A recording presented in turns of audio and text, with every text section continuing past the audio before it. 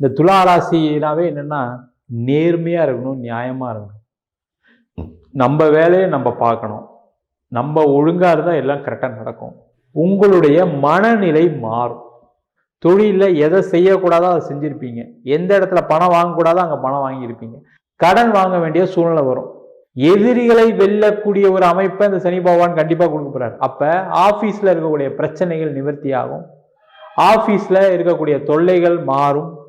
உங்களுக்கு நல்ல ப்ரமோஷன் கிடைக்கும், நல்ல ஒரு ரெகக்னேஷன் கிடைக்கும், நல்ல சம்பள உயர்வு கிடைக்கும். முக்கியமா பாத்தீங்கன்னா இடமாற்றத்துடன் ஒரு வேலை மாற்றம் உண்டு. 6ஆம் இடத்துக்கு சனி போகும்போது கண்டிப்பா வேலை மாற்றம் வரும். நீங்க அதை எடுத்துக்கணும்.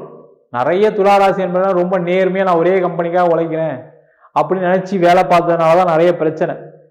அவங்க தேவையில்லைன்னு முடிவு பண்ணும்போது உங்களை தூக்கி போட்டிருப்பாங்க, கிள்ளுக்கிரியா மாறியிருப்பீங்க. அதனால பாதிப்புகளை அடைந்தவர்கள் இந்த துளாராசி. அதனால பார்த்தீங்கன்னா வேலை போய் 6 மாசம் வேலை இல்லாம நான் ரொம்ப நேர்மையா ஒரே கம்பெனில இருந்து கடைசியாக கம்பெனி மூடிட்டாங்க, நான் என்ன பண்றதுன்னு